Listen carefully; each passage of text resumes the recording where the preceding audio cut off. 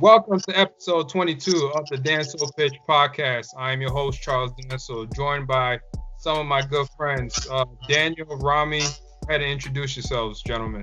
6 o'clock. What's going on, everybody? It's 6 o'clock, and it's time to record the Danso Pitch podcast. This is Ramy. I always love being here, bringing the energy, and being alongside Charles. Hyped to see my man Daniel is joining us today. We got a good one ahead for you guys. That's right. Very excited to be here with you all on a Thursday. And again, it's 6 o'clock. About to get the show on the road. Yeah, so we basically just wanted to conduct this episode. This is episode 22 of the Danso Pitch, the age of streaming. We found this to be a very important episode. The reason being is obviously, as we know, with a lot of things going on right now, through Netflix deals, people getting deals through Apple TV, Disney Plus, the list goes on and on and on. It's moved into the music industry. Politicians now getting these major deals. Athletes, whatever the case is. So we just wanted to kind of highlight that, make it aware for those that, if you're looking for something to look at, in terms of, as we see with the COVID going on, you have something that you can kind of go to and see how that affects our day-to-day lives.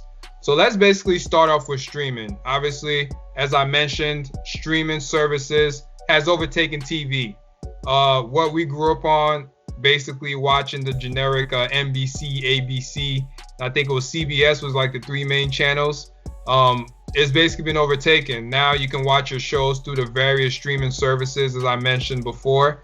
So in terms of, I guess, questions for you guys, do you feel like basic TV is basically finished? That's it? We're just been, and it's just stuck to the streaming services like the Netflix or Disney? Or you feel like, that basic cable will still remain even with the dominance of streaming services? For the most part, I feel like it's definitely going to be overtaken by the streaming industry. I think cable on its own is going to form partnerships to sustain its own, to keep its bottom line afloat. But for the most part, individually, they're going to have to adapt to the digital age. I mean, you have certain networks now that, even just take NBC, for example, kind of streamlining their own streaming service. Peacock, I believe it is. And they're forming partnerships with their own subsidiaries like NBC Universal that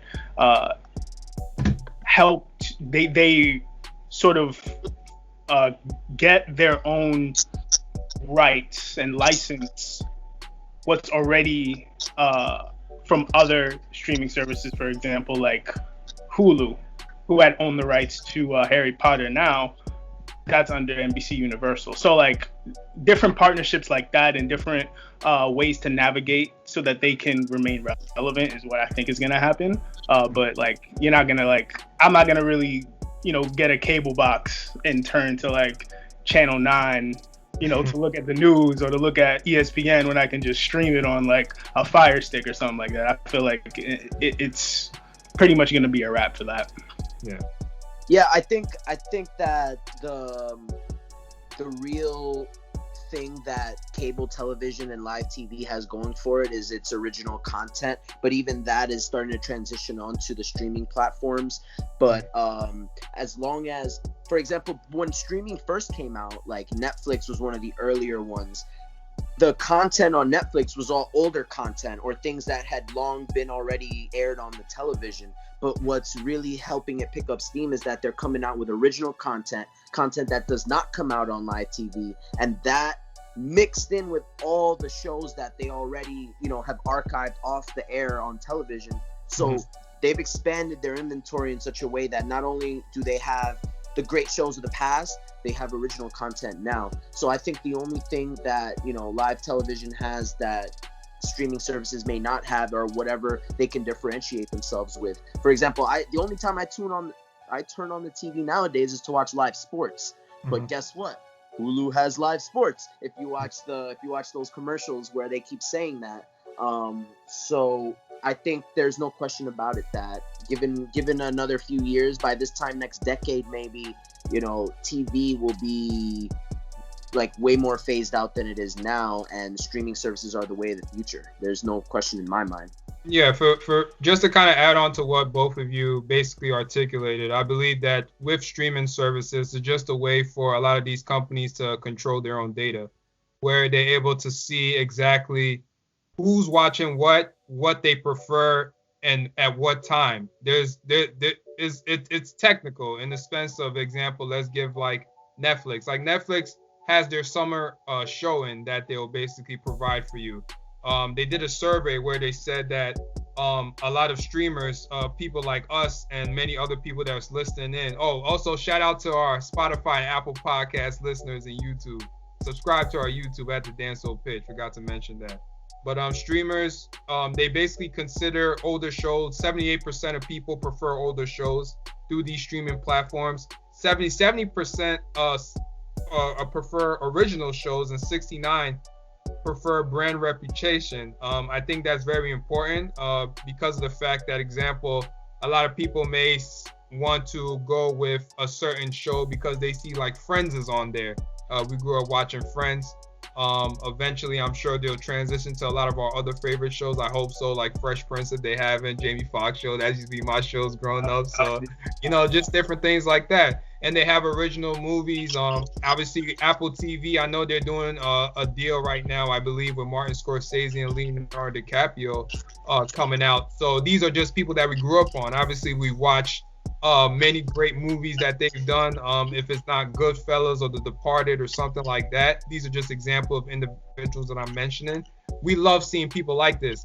And I think the alternative is for a lot of these entertainers, they're getting the bag, so to speak. They're getting a boatload of money to have their content on there, where they're able to have their movies. These showrunners, these old showrunners, they're getting a lot of big deals from Apple, Netflix, to have a lot of this on their platform exclusively. Now, I think it's going to be an interesting take when we have an individual, it may be like in the music world, like example, if someone like a Drake, when his contract expires, with, I guess, Young Money, Cash Money, and he decides to basically make that move to go independent, it's going to be a big battle, because you're going to have these people under Universal, Warner and stuff giving him the biggest bag, even bigger than what Michael Jackson and them used to get, to keep this guy afloat, because that will basically set the marker for a lot of other individuals to go independent. Do you guys agree?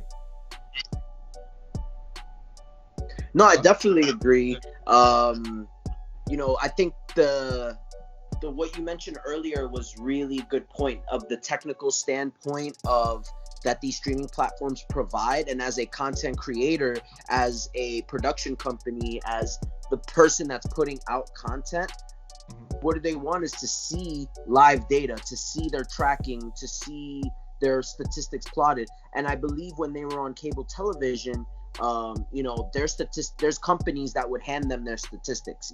There's specific companies that would give them the ratings, how many people tuned in, and that data isn't live data. It would have to be reported after the fact. But the big draw is that now you can get your dashboard and see all your data coming in live. So it's a big draw for new content, new artists, new television shows. They all want to go digital and go streaming. So I see your point, Charles. And there's a big benefit in exclusivity with having everything pulled together that is owned by a network or owned by a particular content producer. Having all of those pulled into one reservoir, it will, for example, when we used to watch cable, there's only so much gap time between the shows that can run between a 24-hour period.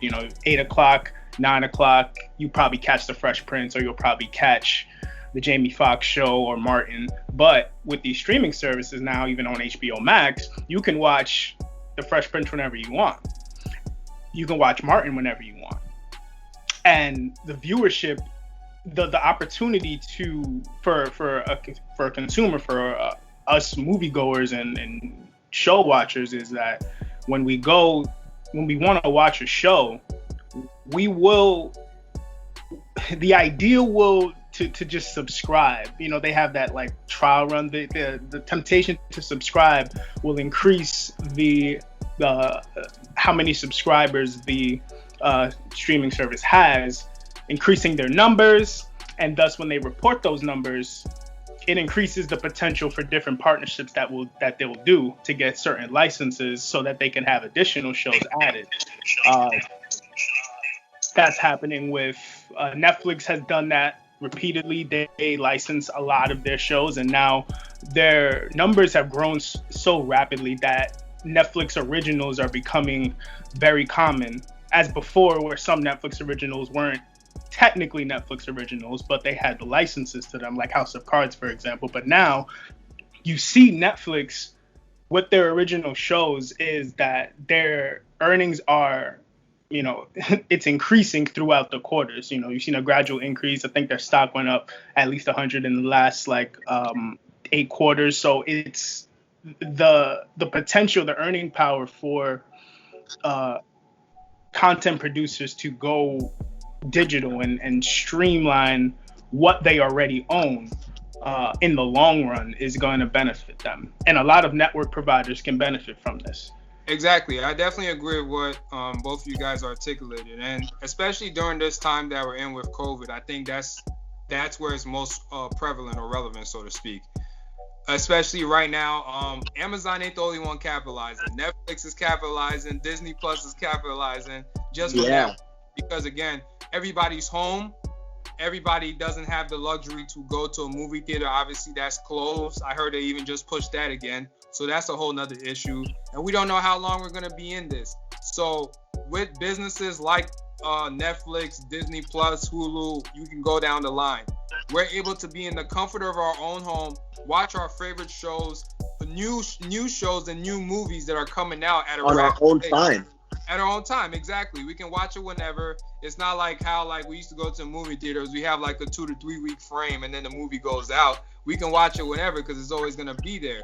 So I think just having that luxury, it's very, very important right now. And obviously we are business podcast, so to speak, entrepreneur podcast. So what Daniel articulated and partly what Ramy articulated, I think if you are someone that is looking to get some type of ownership, some type of equity in these various streaming companies or their parent companies, like Disney Plus is obviously Disney, I would look at that. Obviously Netflix stock, I would look at different things like that, because we're not giving the advice, but we're starting giving you the idea as to say okay, this is where the world is changing into. This is the era that we're in, where everything is streamed.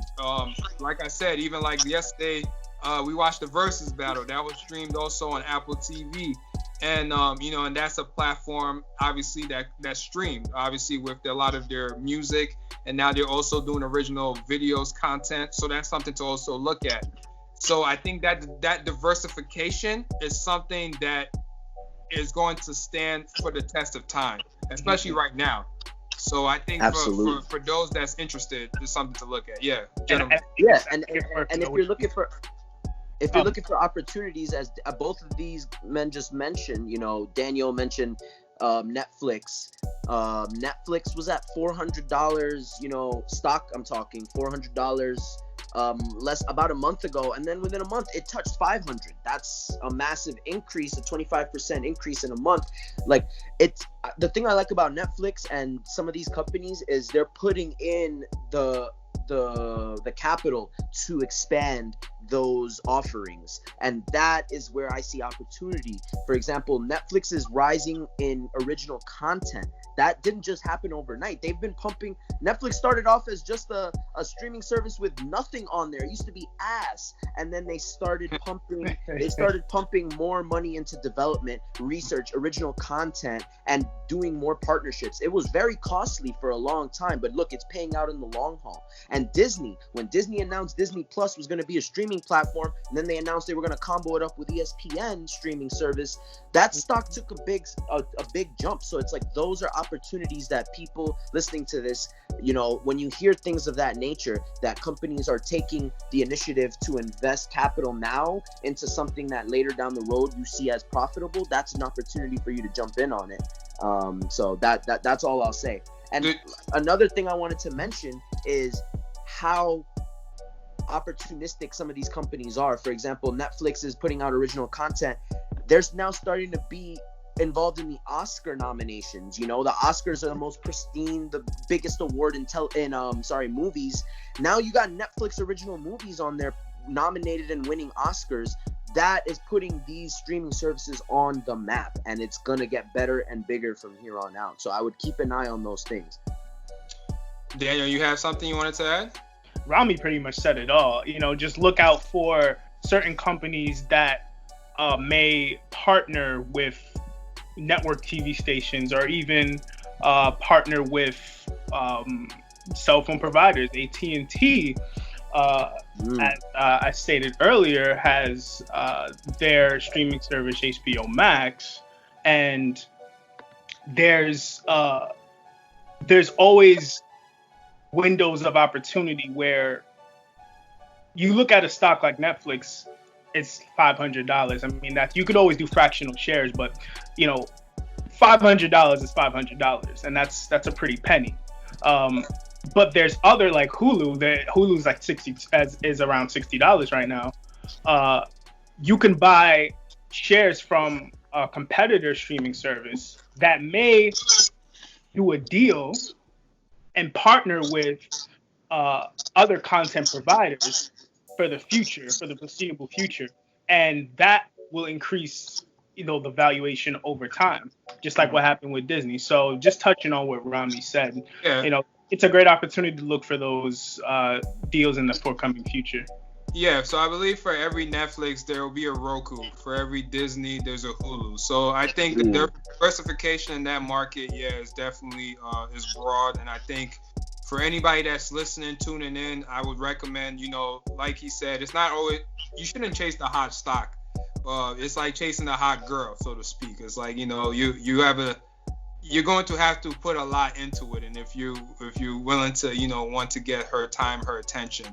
But I think you don't always have to go for who's the hottest person, so to speak. You have sometimes, you know, you can settle for something that's good, something that's steady, and something that you see the growth over time, you know, in the long term. So I think that's also important to, you know, especially when you're in the market to invest, looking at just all areas, not just definitely when you see Netflix trading at like 500, you're like, oh, let me just jump on it, like, you know, right.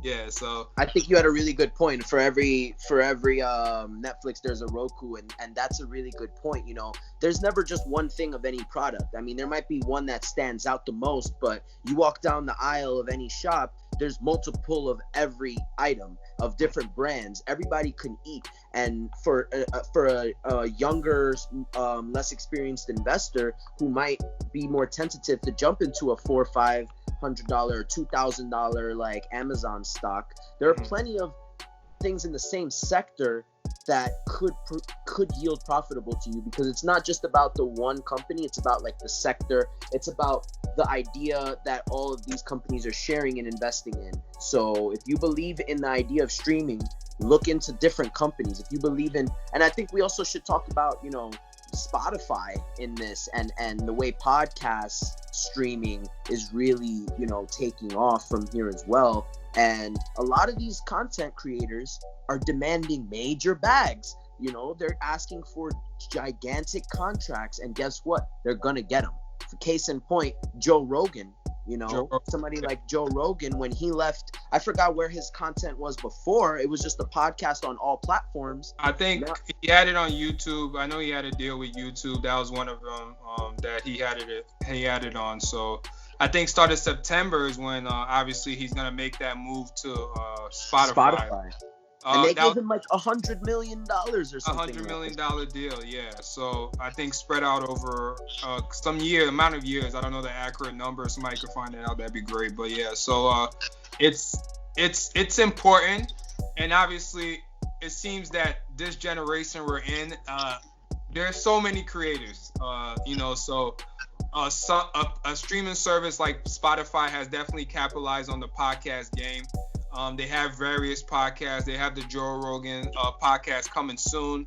Obviously, I know the Joe Budden podcast is one that's very important to Spotify. They do really well on there. They have the Dave Ramsey podcast. They have so many podcasts, just even through Apple and Spotify. And these deals are big. Obviously, we all understand that was built over time, so I don't want anybody that's listening just to be like, oh, just because you're on the platform means like, oh, you're gonna get to the bag. Obviously not. You have to build over time, have the credibility, the leverage when you're coming to the table to negotiate these type of deals.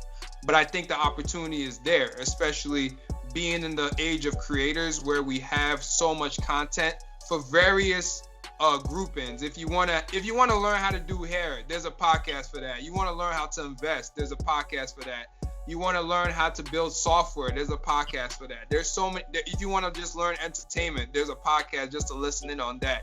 So I think having that plethora of just options to go to is important. Now, the opposite side, and I'll play devil's advocate for you, for the gentlemen listening as well as ladies, and for you guys to ask Daniel and Ramy, do you feel that there's a lot of too much streaming services now? Because you have so many streaming services just from a movie standpoint, just from a music standpoint, maybe from even a podcast standpoint. Do you feel like, and I always hear the thing from many people saying like, damn, I wish that they showed this episode or this show on this platform. I just paid $12.99. I don't really want to go switch and cancel my subscription just to go watch this episode or watch this thing. Or if this podcast is exclusively on this thing, do I have to subscribe to go to this? You get what I'm saying? So I feel like, for the question for you guys, do you feel like there's too many platforms, or do you think that it just really depends on the listener, the audience, to kind of just pick and choose who they want to listen to or who they want to basically subscribe to, so to speak? If I were to give my opinion on the matter, I would say there are like, I wouldn't say too many, but there are way more than I would like. Mm-hmm. I used to like it a lot when, the only ones people were talking about were, Netflix and Hulu, and then slowly, Amazon TV crept into the picture. Then you got Disney Plus popping out. Now you got ESPN, and then you got all these things.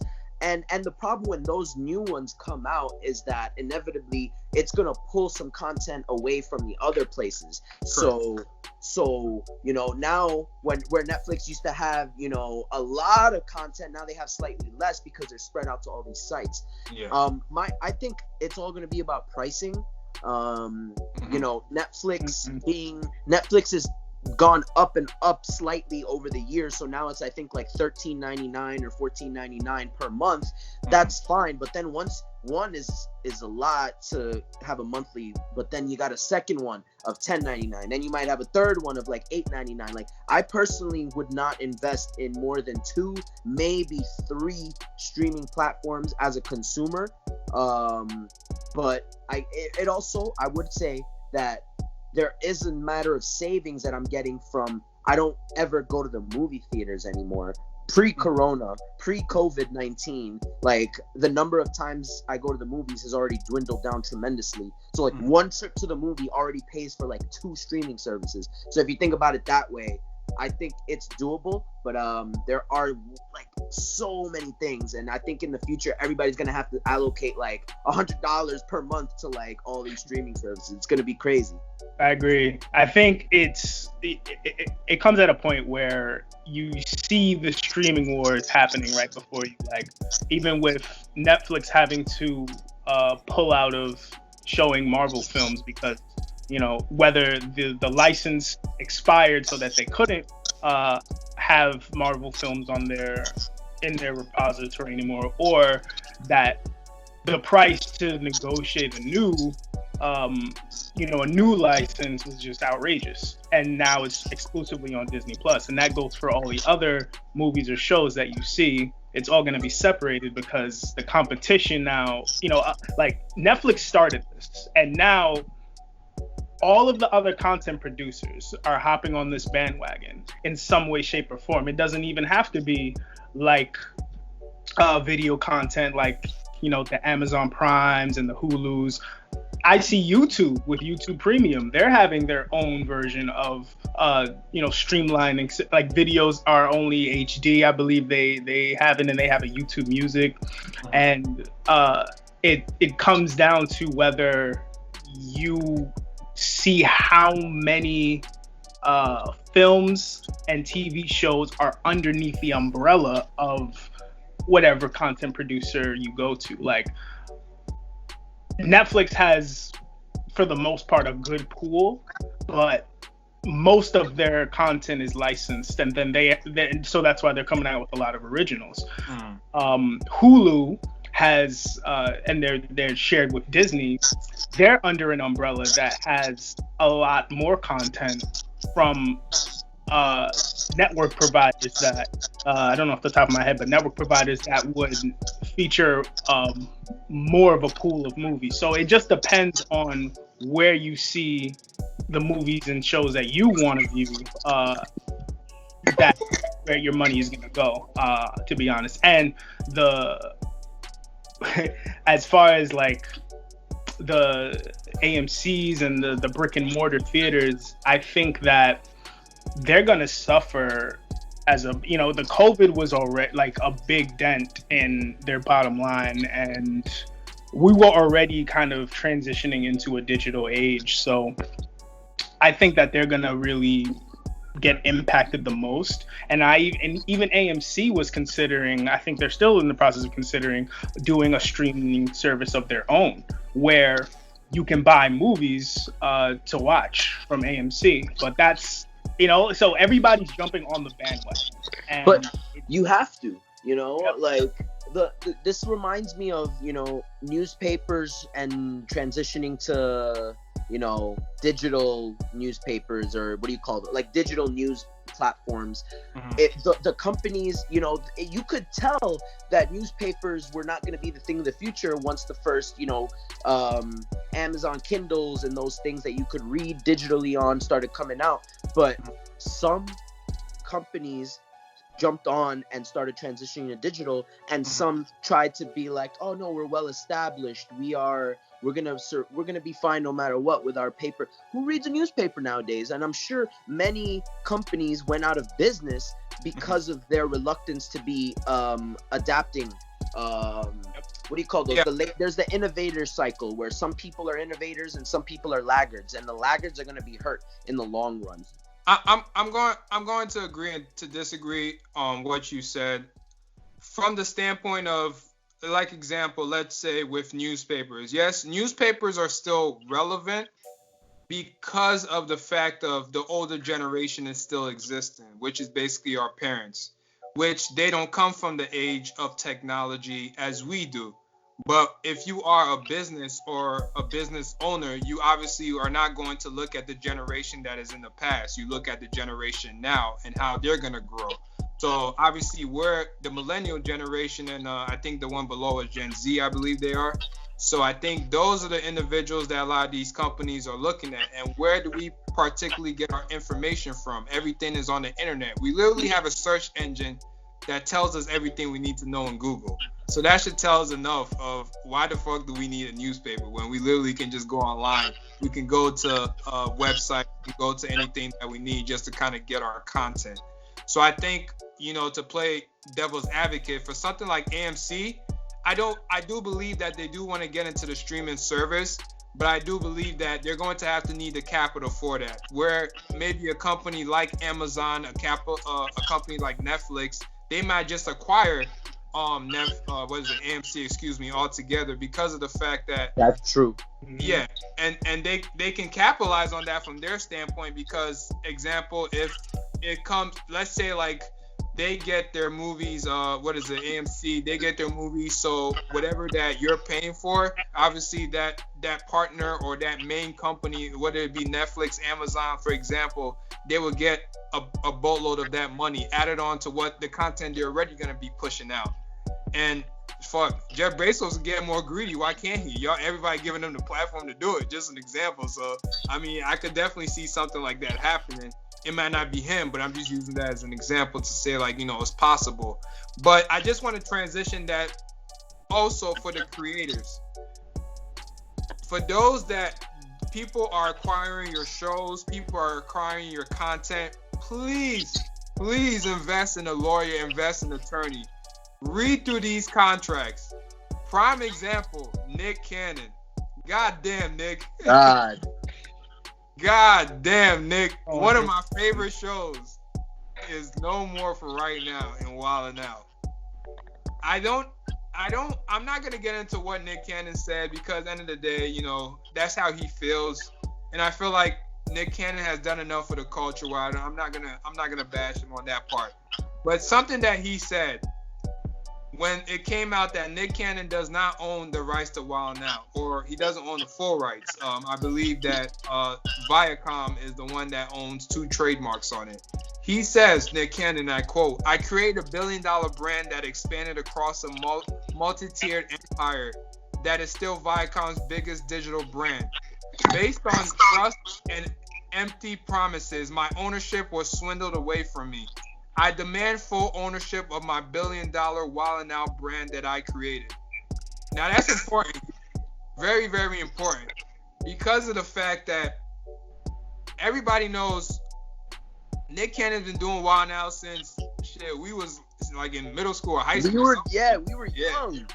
He put out so many people. You have B. Simone, DC Youngfly, all these people coming through, you know, that he helped build a brand for themselves. And we always felt like it was part of the culture for us because that was something we could relate to. You used to see the most beautiful women I've ever seen in life in Wild 'N Out. As I used to see like the greatest comedy skits I've ever seen in Wild 'N Out. And just as quick as he was able to build it, we saw how a corporation could quickly take it away from you. An idea that you created, the hard work you put into it, your brand that you helped grow, you helped build. So as we kind of articulated, is protecting your brand. Even if you have to invest so much money into your brand creators, and this doesn't just have to be someone like Nick Cannon, but we just gonna focus on him for now.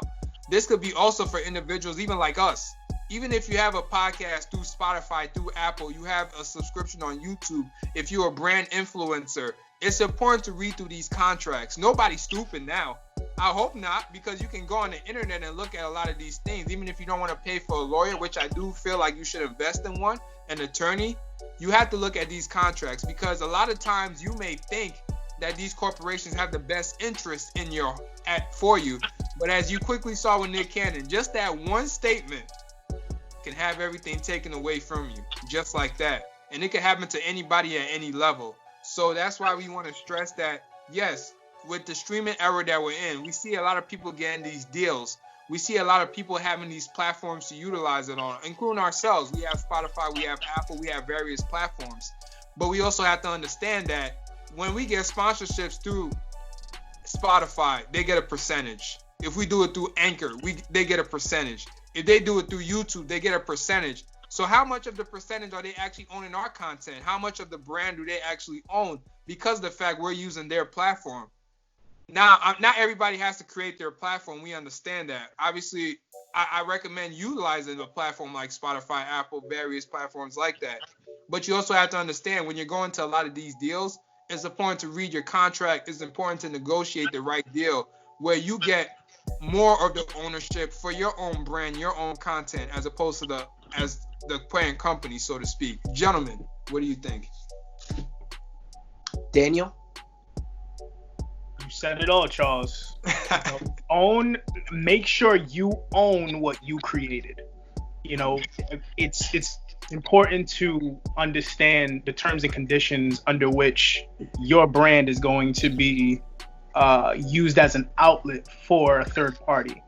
understanding trademarks, understanding copyrights, understanding patents, and we discussed that on a high level in our previous podcast, episode 19. When you create something, you immediately have ownership rights to it. It's immediately your content. And you have to make sure that is known on paper, because what's on paper is law.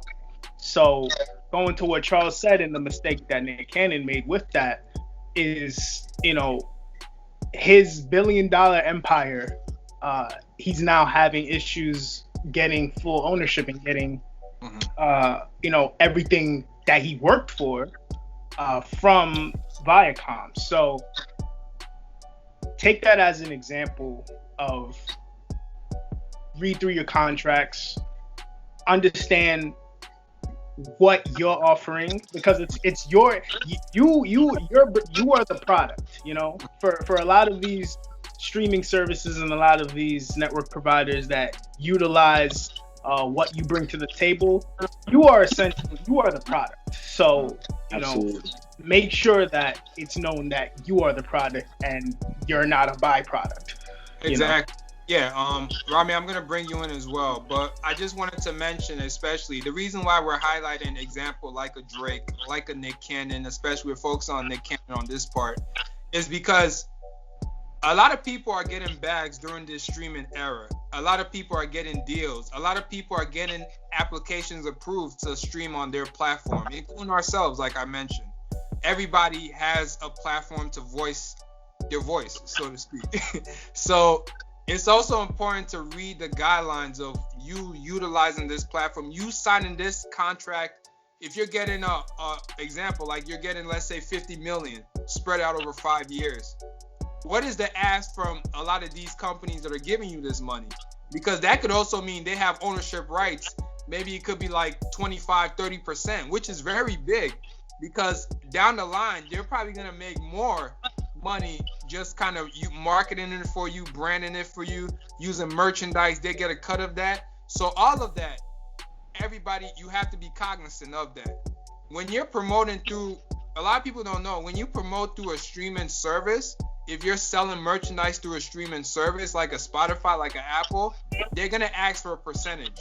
It's in their guidelines. You gotta read their terms of service, read these contracts that you're getting. Eventually you'll get. Even if you don't have a contract right now, there's certain guidelines that you still have to follow by being on a certain platform. Example, like we said, Anchor charges what? Like, I think they get like what, Daniel, like almost 30% from us, or like a huge amount just for getting sponsorship ads. And we're not even getting the bag like Joe Rogan getting. Shit, eventually will. I hope so. That's a big bag. But my point is, like, just reading those terms and conditions is so important. A lot of people don't read, unfortunately, and a lot of people want to chase the money, and obviously we all want to get the bag, we all want to get money, but the thing is, like, you also have to understand nothing is free, nothing is given to you just because of your likeness. There's always something more that these companies, these corporations are going to ask, because this is why you have so many streaming services. This is why you have so many so much content getting pushed out. These are why they're picking and choosing these politicians, these athletes, these musicians to basically focus and brand their content through. Because they're getting the bag, they're getting the check or whatever, so to speak. But what are the guidelines that they're asking for? As you said, evident, Nick Cannon is a prime example. Ramy, go ahead. I don't really have anything to contribute to that, man. I think Daniel hit the nail on the head when he said you got to ensure that things are on paper and that you are the product and not the byproduct. You don't want to be in a situation where Nick Cannon is like having to go through litigation and having to jump through hoops for something he built from the ground up, like the Joe Rogan podcast would not exist without Joe Rogan, the same way Wild 'N Out would not exist without Nick Cannon, and Danso Financial wouldn't exist without Charles Danso. So, Exactly. and those things are all on paper. And I think we've stressed that since day one. You got to have a legal team. You got to be able to, if you're not going to read your paperwork, you got to have a legal team reading your paperwork. And that's just fine. That's like business 101. You never sign it. You never sign anything without reading it. Don't go on these streaming platforms without understanding. Like, we know, and we're what do you call it? We're broadcasting through Anchor most of the time. When we're doing the sponsorships, we already understand they're doing 30%, but at this stage, that's all right. But that might not be all right down the line. So you need to plan for that as a content creator. And that's kind of the problem I think a lot of people have nowadays, is that they're so eager to put their content out and they go for ease of access that they are not, reading into the finer details, and they're not planning down the road. If you want to start a content, like a podcast or a TV show, you should be hoping and assuming that you're going to reach the level of stardom that some of these bigger shows have. But if you're thinking small, that would be just thinking about right now. And you always want to think of the longer term outlook in these scenarios. So don't get taken advantage of, because there's always people at the top and more financially stable than you that are ready to take advantage and milk you for everything you've got. So I really think that, making the right decisions from this foundation are the key to avoiding situations like this. It's a real shame that, he tripped on his words. He stumbled, and now he could potentially lose an empire that he's given 2 decades of his life to build. We grew up on Nick Cannon, you know what I mean?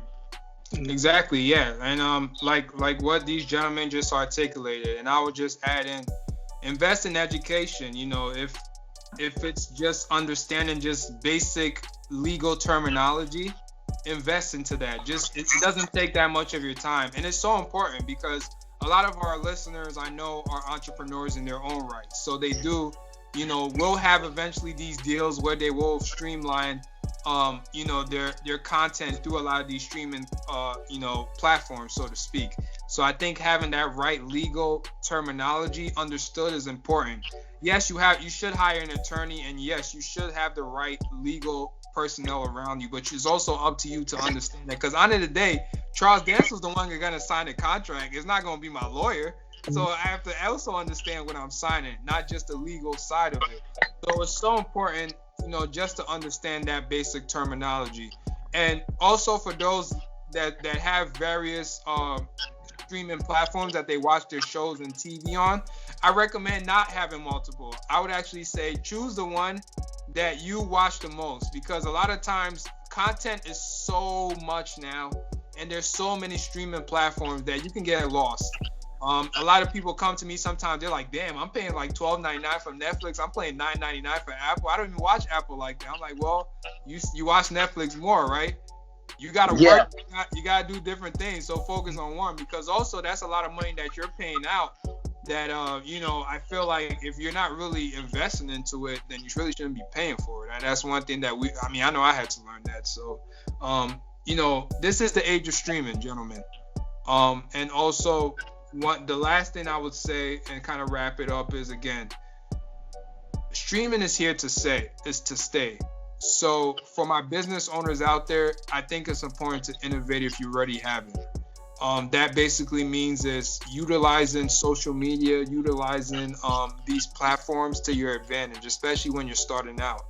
I'm not saying everybody has to get a podcast, but you should have something where people can hear you.